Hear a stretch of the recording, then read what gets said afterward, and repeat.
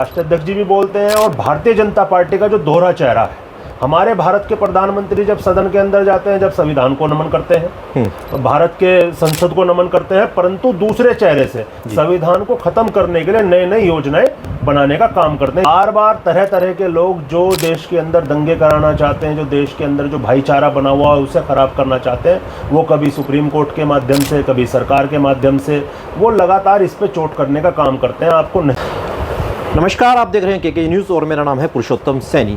Supreme court के आरक्षण के फैसले को लेकर अब सियासत जोर पकड़ चुकी है और तमाम मुद्दों पर मेरे साथ बातचीत करने के लिए मौजूद है वरिष्ठ जाति प्रकोष्ठ के राष्ट्रीय अध्यक्ष राहुल भारती जी। राहुल भारती जी, पहले आपका स्वागत करते हैं हमारे चैनल पर। कैसे देखते हैं सर, अब आरक्षण को लेकर अब विपक्ष के साथ साथ अब तो मायावती जी ने भी पूरे भारत बंद का ऐलान कर दिया, क्या कुछ आप समर्थन कर रहे हैं इन चीज़ों का? देखिए, जो कल 21 अगस्त का जो आंदोलन है, ये भारत के तमाम बहुजन मूवमेंट के जितने भी संगठन हैं उनका बुलाया हुआ आंदोलन है। इस आंदोलन में कल हमारे पार्टी ने भी, हमारी समाजवादी पार्टी ने, विशेषकर समाजवादी अनुसूचित जाति प्रकोष्ठ ने माननीय राष्ट्रीय अध्यक्ष जी के आदेशानुसार इस आंदोलन को बढ़ चढ़ के हिस्सेदारी लेने का निर्णय किया है। हम और माननीय अध्यक्ष जी, जो हमारे राष्ट्रीय अध्यक्ष अखिलेश यादव जी, वो चाहते हैं कि पीडीए की हिस्सेदारी भारत के अंदर सुनिश्चित हो और भारत के संविधान की मूल भावनाओं के साथ कोई भी खिलवाड़ करेगा, चाहे वो सरकार हो चाहे वो सुप्रीम कोर्ट, उसका विरोध जो भी करेगा हम उसका सहयोग करेंगे और हम अपने आप से भी उसका बड़े उस पर विरोध करेंगे। मायावती जी हो चाहे कोई भी दल हो, वो सब लोग कल के आंदोलन में हैं और हम भी अपने संगठन के साथ पूरे आंदोलन में कल मजबूती के साथ डटे रहेंगे। हालांकि आंदोलन करने की तो आपने बातें कर दी हैं और भारत बंद का आगाज भी कर दिया है। आखिरकार क्या वजह मानते हैं आरक्षण को लेकर आप? मूलभूत से आपकी समस्या क्या है? देखिए, आरक्षण भारत के अंदर एक बड़ा ज्वलंत मुद्दा है और आरक्षण जो है बाबा साहब डॉक्टर अंबेडकर के संविधान के द्वारा दिया गया एक हक है, एक अधिकार है। बार बार तरह तरह के लोग जो देश के अंदर दंगे कराना चाहते हैं, जो देश के अंदर जो भाईचारा बना हुआ है उसे खराब करना चाहते हैं, वो कभी सुप्रीम कोर्ट के माध्यम से, कभी सरकार के माध्यम से, वो लगातार इस पे चोट करने का काम करते हैं। आपको नहीं भूलना चाहिए, कल 21 अगस्त का आंदोलन है, वो कल होगा, परंतु 2 अप्रैल 2018 के आंदोलन को भी भारत की राजनीतिक लोगों को नहीं भूलना चाहिए, देश की जनता को नहीं भूलना चाहिए। एक उस समय भी सुप्रीम कोर्ट ने अपना हस्तक्षेप किया था आरक्षण को लेके और आज फिर उसने सुप्रीम कोर्ट ने इस तरीके का हस्तक्षेप किया है। मैं बार बार बोलता हूं, हमारे राष्ट्रीय अध्यक्ष जी भी बोलते हैं और भारतीय जनता पार्टी का जो दोहरा चेहरा है, हमारे भारत के प्रधानमंत्री जब सदन के अंदर जाते हैं, जब संविधान को नमन करते हैं, भारत के संसद को नमन करते हैं, परंतु दूसरे चेहरे से संविधान को खत्म करने के लिए नई नई योजनाएं बनाने का काम करते हैं, जिसमें कल के आंदोलन एक मुख्य, जो कल का जो मुद्दा है वो एक मुख्य मुद्दा है। देखिए, पक्ष विपक्ष पर सवाल लगातार जारी रहते हैं और मुद्दे भी उठते हैं। मतलब कोर्ट के फैसले पर भी आप लोगों को आपत्ति है क्या? कोर्ट के फैसले से भी नाराज हैं? नहीं, कोर्ट अगर गलत फैसला करेगी और जिस जगह कोर्ट को नहीं हस्तक्षेप करना चाहिए उसके अंदर हस्तक्षेप करेगी, तो निश्चित रूप से भारत का आम जनमानस कोर्ट का भी विरोध करेगा। हम कोर्ट के फैसले का विरोध इसलिए कर रहे हैं, कोर्ट को उसके अंदर संशोधन करना चाहिए और कोर्ट को अपनी गरिमा को बनाए रखने के लिए उस फैसले का दोबारा पूर्ण विचार करना चाहिए और ये तय करना चाहिए कि क्या सही है और क्या गलत है। कोर्ट कभी भी आरक्षण को लेके कोई फैसला नहीं दे सकती, क्योंकि वो भारत की सदन का, भारत के संविधान का एक मूल अधिकार है जो यहाँ के लोगों को उसका हक मिलता है। तो लिहाजा कोर्ट को इस चीज़ पे पूर्ण विचार करना चाहिए और उसी के लिए कल हमारा ये विरोध है। सुप्रीम कोर्ट ने खास तौर से उसके अंदर एक टिप्पणी करी है कि जो खास तौर से उपवर्ग के लिए एक क्रीमी लेयर भी बनाने की उसके अंदर प्रक्रिया है और जो राज्यों को आदेश भी दिए गए हैं, उसको कैसे देखते हैं? देखिए, क्रीमी लेयर एक अलग मामला है, हाँ। लेकिन आरक्षण के अंदर उपवर्गीकरण करना ये एक अलग मामला है।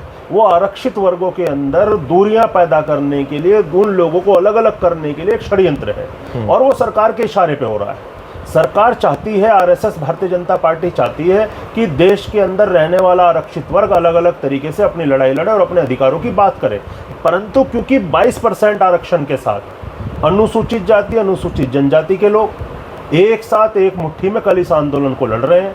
कुछ लोग अलग अलग तरीके के माहौल को बनाने की कोशिश कर रहे हैं, आंदोलन को विफल करने की कोशिश कर रहे हैं। कुछ सामाजिक संगठन भी उसके अंदर है, उनका भी चेहरा नकाब, उनका भी जो उनके ऊपर जो चेहरा था वो उतर गया और वो लोग भी अब बढ़ चढ़ के कल के आंदोलन के लिए हिस्सेदारी की बात करने लगे। तो ये बात बड़ी अच्छी है कि जो भारतीय जनता पार्टी, आरएसएस या भारत का हमारा सुप्रीम कोर्ट जिस तरीके से इस आदेश को करके और जिस तरीके से भारतीय जनता पार्टी के जो शासित राज्य हैं उनके अंदर उनके मुख्यमंत्रियों द्वारा इस आदेश को आने के तुरंत बाद लागू करने का जो काम करने की वो कोशिश कर रहे हैं, अब उनका भी ये प्रयास विफल हो चुका है। एक तरफ तो भारत के प्रधानमंत्री बोलते हैं कि हम भारत के संविधान के अंदर किसी भी प्रकार का कोई बदलाव नहीं होने देंगे, उसके लिए हम संविधान के और बाबा साहब की जो मूल भावना है उसके साथ खड़े हैं।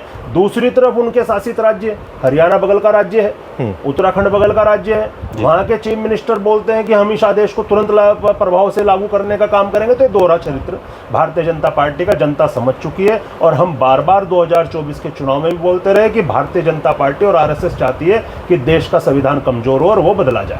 कल 21 अगस्त है, कितने कुछ आश्वस्त हैं कल आरक्षण को समर्थन देने के लिए या फिर राहुल भारती को रोकने की कुछ तैयारियां भी चल रही हैं? देखिए, हम जब से इस आंदोलन के समर्थन में आए हैं तमाम तरीके की समस्याएं हमारे सामने आ रही हैं। हम पहले भी लगातार सामाजिक तौर पे आंदोलन करते रहे। आज हम अपना समाजवादी पार्टी के एक कार्यकर्ता के रूप में आज आपसे बात कर रहे हैं, परंतु अब से पहले जब भी अनुसूचित जाति के, जनजाति के या तमाम भारत के अंदर गरीब के, पिछड़े के, जिन लोगों को ज़रूरतमंद है उनके आंदोलन में, उसमें हमने बढ़ चढ़ के हिस्सा लिया।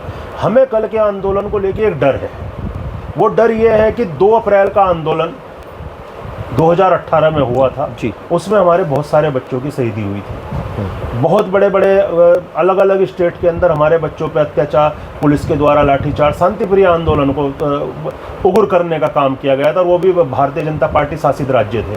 तो ऐसा कल के दिन ना हो, इसके लिए हमने प्रशासन से भी कहा है और हमने अपने उत्तर प्रदेश के मुख्यमंत्री से भी निवेदन किया और तमाम देश के जो हमारे अलग अलग राज्यों में हमारे प्रदेश अध्यक्ष हैं, कार्यकर्ता हैं, उनसे भी हमने निवेदन किया है और उन्हें भी सख्त आदेश के तौर पे कहा है कि आप लोग कल के आंदोलन को संवैधानिक तौर पे कानून के दायरे में रह के लड़ें और अपना एक मेमोरेंडम जो हमें राष्ट्रपति के नाम देना है, भारत के प्रधानमंत्री के नाम देना है, क्योंकि प्रधानमंत्री का फिर दोहरा चरित्र सामने ना जाए, क्योंकि अभी प्रधानमंत्री बोलते कुछ है करते कुछ है। तो उसके लिए हम चाहते हैं कि कल शांतिप्रिय तरीके से ये जो दिन है 21 अगस्त का, ये निकल जाए। आपने भी 2 अप्रैल सन 2018 का जिक्र किया, उसमें कहा कई 100 व्यक्तियों की जानें भी गई। हालांकि जब आप देखते हो जब कोई आंदोलन होता है तो कहीं ना कहीं शरारती तत्व आकर हिंसा फैलाते हैं। अभी 2-3 दिन पूर्व का मामला आपने देखा होगा, सहारनपुर रिजर्व पुलिस लाइन के अंदर जिस प्रकार भीम आर्मी के कार्यकर्ता ने स्वर्ण समाज को लेकर टिप्पणी करी है और उसको लेकर पूरे समाज के अंदर रोष है और धरने प्रदर्शन भी हो रहे हैं, ज्ञापन भी दिए गए हैं, क्या कहेंगे? हम किसी भी समाज के खिलाफ नहीं हैं। आज भी भारत के अंदर हम चाहते हैं कि तमाम समाज, जो भारत की जो संस्कृति है वो बची रहे। हिंदू, मुस्लिम, सिख, ईसाई, रविंद्रमदासिया, सब जो समाज के अलग अलग, जैन, बौद्ध, ये जितने समाज धर्म के लोग हैं, जितनी भी जातियों के लोग हैं, उपजातियों के लोग, और सब लोग मिलजुल के रहें। अगर कोई इंसान किसी जाति विशेष के लिए कोई अलग तरीके की भाषा का उपयोग करता है तो वो गलत है, वो गैर संवैधानिक है। तो उस तरीके की भाषा का प्रयोग किसी को नहीं करना चाहिए। ये एक सामाजिक आदमी को, एक सामाजिक कार्यकर्ता को शोभा नहीं देता। 6000 साल पुराने बदले लेने की बातें कही कि हम पे जो 6000 सालों से जो हमको दबाया जा रहा था, शोषित किया जा रहा था, अब वो लड़ाई लड़ने का समय आ चुका है। देखिए, हम संत शिरोमणि गुरु रविदास जी के वंशज हैं। भगवान संत शिरोमणि गुरु रविदास जी ने 650 साल पहले बनारस के अंदर बैठ के कहा था, मैं चाहूँ राज ऐसा मिले सबन को, अन छोट बड़े सम बसे रहदास रहे प्रसन्न। ये उनकी जो वाणी थी, जो उनका जो वचन था देश के लोगों के लिए, वो किसी एक जाति के लिए नहीं था, वो तमाम देश के अंदर रहने वाले लोगों के लिए था।